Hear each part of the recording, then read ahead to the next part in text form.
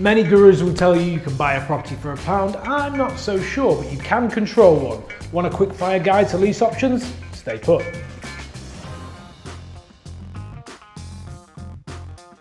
So it is a strategy that is commonly used in the property education sector to sell courses and make you think you can be a millionaire with £5. However, it is a real life strategy that can be deployed in the property market. It's called a lease option. I'm going to tell you a little story around a lease option with no numbers, keeping it nice and simple to see if you can understand how to deploy a lease option and if it could work for you going forward. So today we're going to use our cameraman Rob behind the camera as the young stud who's moving to Australia. He's previously told me he would not do that because he doesn't like the hot summers, but that's by the by.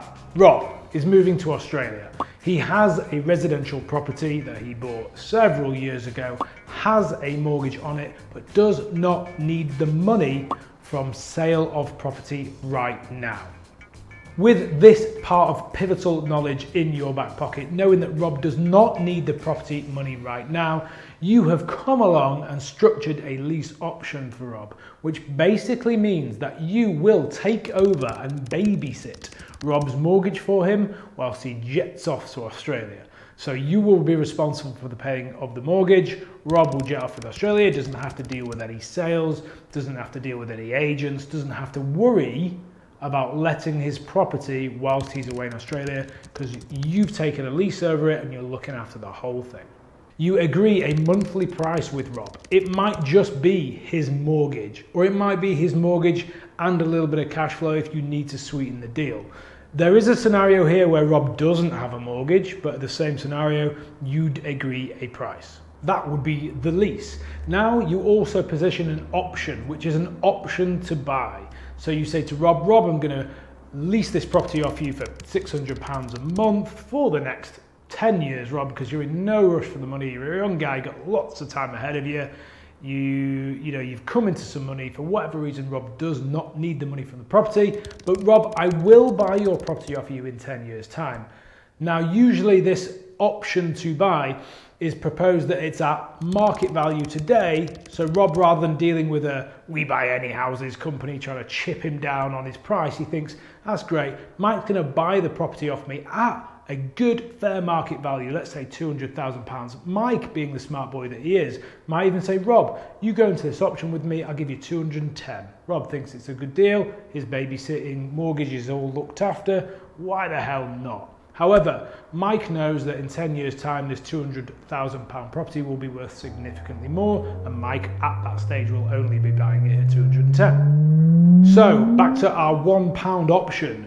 The lease option scenario can be done with simply £1 if Rob does not need the money. However, I now want to sort of put some caveats in place and make you see how irregular this is. It's a very good tool to have in your belt, but not really a strategy to deploy across the whole portfolio. So number one caveat, in our very ideal world, Rob's jetting off to Australia without a care in the world, just wants his mortgage babysat, and he can wait 10 years for his money, and he doesn't even need any more than £1 right now.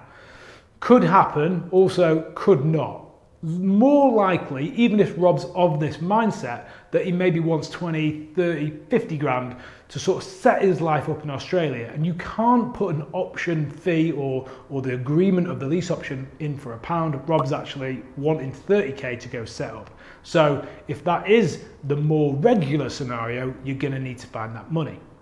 Caveat number two in this scenario would be, if we are looking after and babysitting Rob's mortgage at, let's say, £600, we're going to want to obviously earn more off that property.